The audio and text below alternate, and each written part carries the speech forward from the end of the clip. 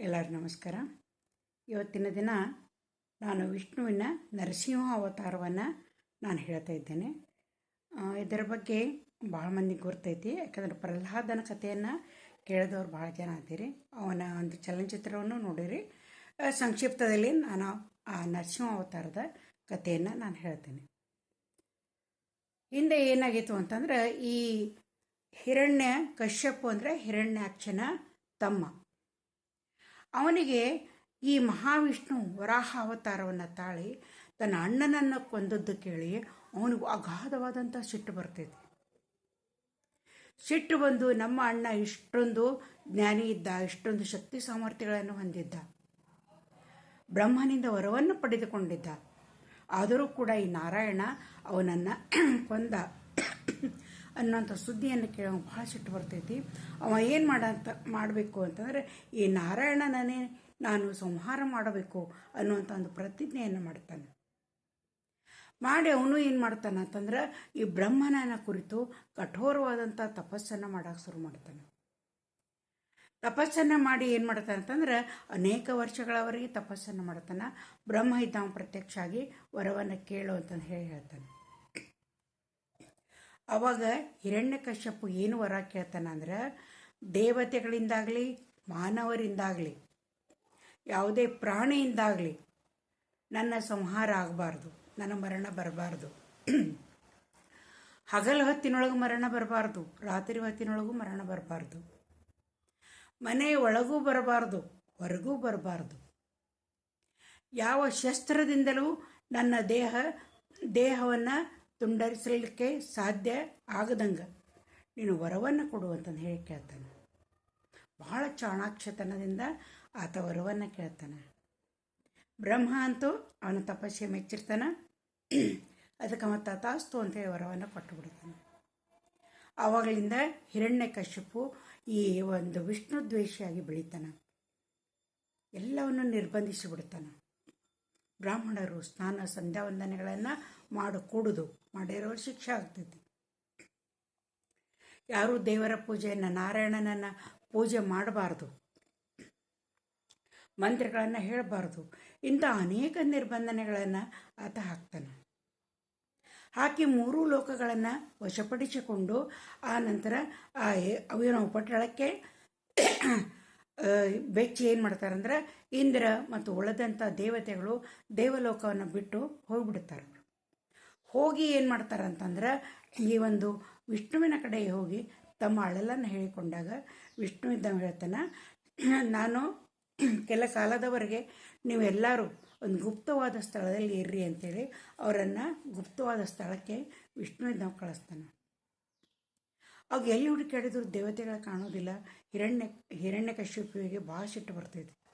ಇವನು ಮತ್ತೆ ದೇವತೆಗಳನ್ನು ಸಂಹಾರ ಮಾಡಕತ್ತಾನ ಅಂತಂದು ಹೇಳಿ ಸಿಟ್ಟು ಬರ್ತೈತಿ. ಮುಂದೆ ಏನಾಗ್ತೈತಿ ಅಂದ್ರೆ, ಈ ವಿಷ್ಣು ಇದ್ದವ ನಾರದರನ್ನ ಕರೆದು ಅವರೊಂದು ಉಪಾಯವನ್ನು ಹೇಳ್ತಾನೆ. ಉಪಾಯ ಹೇಳ್ತಾನಲ್ಲ, ಅವಾಗ ಏನಾಗಿರ್ತೈತಿ ಅಂದರೆ, ಹಿರಣ್ಯಕಶ್ಯಪುವಿನ ಪತ್ನಿ ಕಯಾದು ಇನ್ನೂ ಅವರಿಗೆ ಸಂತಾನ ಆಗಿರೋದಿಲ್ಲ. ನಾರದ ಇದ್ದವ ಆ ಕಯಾದುವನ್ನು ಭೇಟಿ ಮಾಡಿ, ನಿನ್ನ ಸಂತಾನ ಆಗಬೇಕು ಅಂದ್ರೆ ಓಂ ನಮೋ ನಾರಾಯಣಾಯ ಅನ್ನುವಂತಹ ಒಂದು ಅಷ್ಟಬೀಜಾಕ್ಷರವನ್ನು ನೀನು ಪ್ರತಿದಿನ ಹೇಳ್ತಾ ಇರಬೇಕು. ಮಹಾವಿಷ್ಣುವನ್ನು ನೀನು ಸ್ಮರಣೆ ಮಾಡ್ತಾ ಇರಬೇಕು. ಆವಾಗ ನಿನಗೊಂದು ಶ್ರೇಷ್ಠನಾದಂಥ ಪುತ್ರ ಜನಿಸ್ತಾನ ಅಂತಂದು ಹೇಳ್ತಾನೆ. ಹೇಳಿದ ಕೂಡಲೇ ಅದೇ ರೀತಿ ಅವಳು ಈ ಒಂದು ಪುತ್ರನ ಅಪೇಕ್ಷೆ, ಪುತ್ರ ಆಗಬೇಕು ಅಂತ ಒಂದು ಅಪೇಕ್ಷೆಯಿಂದ ಅವನು ಹೇಳಿಕೊಟ್ಟಂಥ ಅಷ್ಟಾಕ್ಷರ ಮಂತ್ರವನ್ನು ಆಕೆ ಯಾವಾಗಲೂ ಹೇಳ್ತಾ ಇರ್ತಾಳೆ. ಮನಸ್ಸಿನಲ್ಲಿ ವಿಷ್ಣುವನ್ನ ಆರಾಧನೆ ಮಾಡ್ತಾ ಇರ್ತಾಳೆ. ಮುಂದೆ ಅವಳು ಗರ್ಭಿಣಿಯಾಗಿ ಒಂದು ಗಂಡು ಮಗುವಿಗೆ ಜನನವನ್ನು ಕೊಡ್ತಾಳೆ. ಆವಾಗ ಈ ಹಿರಣ್ಯಕಶ್ಯಪುವಿಗೆ ಭಾಳ ಖುಷಿ ಆಗ್ತೈತಿ, ಮಗ ಹುಟ್ಟ್ಯಾನ ಅಂತಂದು ಹೇಳಿ. ಆಮೇಲೆ ನಾರದನನ್ನು ಕೇಳ್ತಾನೆ, ಅವನ ಭವಿಷ್ಯ ಏನು ಅಂತೇಳಿ. ನಾರದರಿಗೆಲ್ಲ ಗುರುತಿರ್ತೈತಿ, ಅವ್ರು ಇವನ ಕಡೆ ತಪ್ಪಿಸ್ಕೋಬೇಕಲ್ಲ. ಅದಕ್ಕೆ ಅವ್ರು ಏನು ಹೇಳ್ತಾರೆ, ಇಲ್ಲ ಮುಂದೆ ಅವ್ನು ಸ್ವಲ್ಪ ದೊಡ್ಡವ ಆದಮೇಲೆ ಅವನು ಏನು ಅನ್ನೋದನ್ನು ಹೇಳ್ತೀನಿ ಅಂತಂದು ಹೇಳ್ತಾರೆ, ತಪ್ಪಿಸ್ಕೊತಾರೆ. ಇವನಿಗೆ 5-6 ವರ್ಷ ಆದಮೇಲೆ ಏನಂತಂದ್ರೆ ವಿದ್ಯಾಭ್ಯಾಸವನ್ನು ಕೊಡಿಸ್ಬೇಕು ಅಂತಂದೇಳಿ ಶುಕ್ರಾಚಾರ್ಯ ಕಡೆಗೆ, ಯಾಕಂದರೆ ಇವನು ರಾಕ್ಷಸ ಕುಲದವನು, ರಾಕ್ಷಸರ ಗುರು ಶುಕ್ರಾಚಾರ್ಯ, ಅವರ ಕಡೆಗೆ ವಿದ್ಯಾಭ್ಯಾಸಕ್ಕಾಗಿ ಆತನನ್ನು ಕಳಿಸ್ತಾನೆ. ಆ ಶುಕ್ರಾಚಾರ್ಯ ಎಷ್ಟೇ ಹೇಳಿದ್ರು ಕೂಡ ಈ ಪ್ರಹ್ಲಾದ ಇದ್ದಾವ, ಬಾಲಕ ಪ್ರಹ್ಲಾದ ಇದ್ದಾವ, ಯಾವಾಗಲೂ ವಿಷ್ಣುವಿನ ನಾಮಸ್ಮರಣೆಯನ್ನು ಮಾಡ್ತಾ ಇರ್ತಾನೆ. ಆವಾಗ ಶುಕ್ರಾಚಾರ್ಯ ಸೋತು ಹೋಗ್ತಾರೆ. ಇವನು ಮಹಾರಾಜನ ಮಗ, ಅದು ಅಲ್ಲದೆ ಹಿರಣ್ಯಕಶ್ಯಪು ಮಹಾಬಲಿಷ್ಠ, ಅವನ ಮಗ. ಇವನೆಷ್ಟು ತಿದ್ದುವುದಕ್ಕೆ ಅವ್ರು ಪ್ರಯತ್ನ ಮಾಡಿದ್ರು ಅದಾಗೋದಿಲ್ಲ. ಕಡೆಗೆ ಹಿರಣ್ಯಕಶ್ಯಪುವಿಗೆ ಗುರ್ತಕೈತಿ.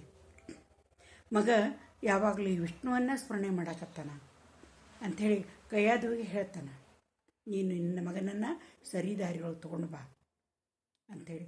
ಕೈಯಾದು ಇದ್ದಕ್ಕೆ ಅವನು ತಿಳಿಸಿ ಹೇಳ್ತಾಳೆ, ಇಲ್ಲಪ್ಪ ನೀ ಹಂಗೆ ಮಾಡಬೇಡ, ವಿಷ್ಣು ಇದ್ದವ ನಿನ್ನ ದೊಡ್ಡಪ್ಪ ಹಿರಣ್ಯಾಕ್ಷನನ್ನು ಕೊಂದಾನ, ಅದಕ್ಕಾಗಿ ನೀ ಅವನ ನಾಮಸ್ಮರಣೆಯನ್ನು ಮಾಡಬೇಡ ಅಂತ ಹೇಳ್ತಾಳೆ. ಆದರೆ ಪ್ರಹ್ಲಾದ ಕೇಳೋದಿಲ್ಲ. ಅಮ್ಮ, ಅವನು ಅನ್ಯಾಯದ ಅಧರ್ಮದ ಮಾರ್ಗವನ್ನು ಹಿಡಿದಿದ್ದ, ಅದಕ್ಕಾಗಿ ಮಹಾವಿಷ್ಣುವನನ್ನು ಕೊಂದ.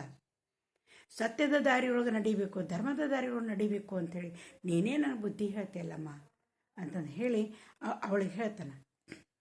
ಹೇಳಿ ಏನು ಮಾಡ್ತಾನಂತಂದ್ರೆ, ಈ ಹಿರಣ್ಯಕಶ್ಯಪುವಿಗೆ ಇದು ಗುರುತಾಗಿ ಅವನಿಗೆ ಆ ಮಗನನ್ನು ಕೊಂದರೂ ಚಿಂತೆ ಇಲ್ಲ, ಈ ಹರಿಯ ನಾಮಸ್ಮರಣೆ ಮಾಡೋದನ್ನು ಅವ್ನು ಕೇಳೋಕ್ಕಾಗೋದಿಲ್ಲ, ಮಾಡಿಸಿದ್ರು ಚಿಂತೆ ಇಲ್ಲ ಅಂಥೇಳಿ ಆ ಭಕ್ತ ಪ್ರಹ್ಲಾದನಿಗೆ ವಿಷವನ್ನು ಕುಡಿಸ್ತಾನ. ಆದರೂ ಅವನಿಗೇನೂ ಆಗೋದಿಲ್ಲ. ಬೆಟ್ಟದಿಂದ ದೂಗಿಸ್ತಾನ, ಆತನಿಗೇನೂ ಆಗೋದಿಲ್ಲ. ವಿಷದ ಸರ್ಪಗಳಿಂದ ಕಚ್ಚಿಸ್ತಾನ, ಏನಾದರೂ ಆ ಬಾಲಕನಿಗೆ ಏನೂ ಆಗೋದಿಲ್ಲ, ಒಂದು ಶ್ರೀಹರಿಯ ಕೃಪೆಯಿಂದ. ಕಡೆಗೆ ಏನು ಮಾಡ್ತಾನಂತಂದ್ರೆ, ಹಿರಣ್ಯಕಶ್ಯಪುವಿಗೆ ಭಾಳ ಸಿಟ್ಟು ಬರ್ತೈತಿ. ವಿಷ್ಣುವನ್ನು ಸಂಹಾರ ಮಾಡಬೇಕು ಅಂತಂದೇಳಿ ನಾ ಕಾಯಕತ್ತೀನಿ, ನನ್ನ ಮಗನ ಅವನು ಭಕ್ತ ಆಗಿಬಿಟ್ಟಾನ ಅಂತಂದು ಹೇಳಿ ಅವನಿಗೆ ಹೇಳ್ತಾನ, ಎಲ್ಲದಾನ ವಿಷ್ಣು, ಎಲ್ಲದಾನ ನಿನ್ನ ಹರಿ ಅಂತಂದು ಹೇಳಿದ ಕೂಡಲೇ ಎಲ್ಲ ಕಡೆನೂ ಅದಾನ, ಕಂಬದೊಳಗೆ ಅದಾನ ಅಂತ ಕೂಡ ಕಂಬದೊಳಗೂ ಅದಾನ ಅಂತ ಬಾಲಕ ಹೇಳ್ತಾನ. ಆ ಕಂಬವನ್ನು ಝಾಡಿಸಿ ಒದಿತಾನ. ಒದ್ದು ಕೂಡಲೇ ವಿಷ್ಣು ಇದ್ದ ಅವನ ನರಸಿಂಹ ಅವತಾರವನ್ನು ತಾಳಿ ಬರ್ತಾನೆ. ನರಸಿಂಹ ಅವತಾರ ಮೇಲೆ ಸಿಂಹದ ಮುಖ ಇರ್ತೈತಿ, ಮನುಷ್ಯ ದೇಹ, ಆತ ಪ್ರಾಣಿನೂ ಅಲ್ಲ, ಮನುಷ್ಯನೂ ಅಲ್ಲ, ದೇವತೆನೂ ಅಲ್ಲ. ಆಮೇಲೆ ಆಗ ಗೋಧುಳಿ ಸಮಯವಾಗಿರ್ತೈತಿ. ಅವ ಏನು ಮಾಡ್ತಾನ ಅಂದ್ರೆ, ಈ ಹಿರಣ್ಯ ಕಶ್ಯಪುವನ್ನು ಅನಾಮಾತಾಗಿ ಎತ್ತಿಕೊಂಡು ಹೋಗಿ ಹೊಚ್ಚಲ ಮೇಲೆ ಕುಂಡಿರ್ತಾನೆ. ಯಾಕಂದ್ರೆ ಹಿರಣ್ಯ ಕಶ್ಯಪಿಗೂ ಬರ ಇರ್ತೈತಿ, ಮನೆ ಒಳಗೂ ಕೊಲ್ಲುವಂಗಿಲ್ಲ, ಹೊರಗೂ ಕೊಲ್ಲುವಂಗಿಲ್ಲ ಅಂಥೇಳಿ, ಶಸ್ತ್ರಗಳಿಂದ ತುಂಡು ಮಾಡುವಂಗಿಲ್ಲ ಅಂತಂದು ಹೇಳಿ ಬರ ಇರ್ತೈತಿ. ಅದಕ್ಕಾಗಿ ಹೊಚ್ಚಲ ಮೇಲೆ ಕುಳಿತುಕೊಂಡಂಥ ಈ ನರಸಿಂಹ ತನ್ನ ಉಗುರುಗಳಿಂದ, ಚೂಪಾದಂಥ ಉಗುರುಗಳಿಂದ ಅವನ ಹೊಟ್ಟೆಯನ್ನು ಬಗಿತಾನೆ. ಹೊಟ್ಟೆಯನ್ನು ಬಗೆದು ಆತನನ್ನು ಕೊಂದು ಹಾಕ್ತಾನೆ. ಕೊಂದು ಹಾಕಿ ಮತ್ತೆ ಏನಂತ ಧರ್ಮ ಸ್ಥಾಪನೆಯನ್ನು ಮಾಡ್ತಾನೆ. ಇಲ್ಲಿಗೆ ಈ ನರಸಿಂಹ ಅವತಾರ ಮುಗೀತು. ಇನ್ನು ಉಳಿದಂಥವು ವಾಮನ ಅವತಾರ, ಆನಂತರ ಪರಶುರಾಮನ ಅವತಾರ, ರಾಮ, ಕೃಷ್ಣ, ಬುದ್ಧ, ಕಲ್ಕಿ ಇವರ ಅವತಾರಗಳು. ಇವು ಎಲ್ಲರಿಗೂ ಗುರ್ತಿದ್ದೂ ಅದಾವು. ಅದಕ್ಕೆ ಇವನ್ನೇನು ಹೇಳಬೇಕು ಅಂತಂದು ಹೇಳಿ ನನಗನ್ಸೋಲ್ಲ, ಎಲ್ಲರೂ ಗುರ್ತಿದ್ದು ಅದಾವು. ಮತ್ತು ನಾ ಬೇರೆ ಕಥೆಗಳನ್ನು ಮುಂದಿನ ಎಪಿಸೋಡ್ದಿಂದ ನಾನು ಹೇಳ್ತೀನಂತ.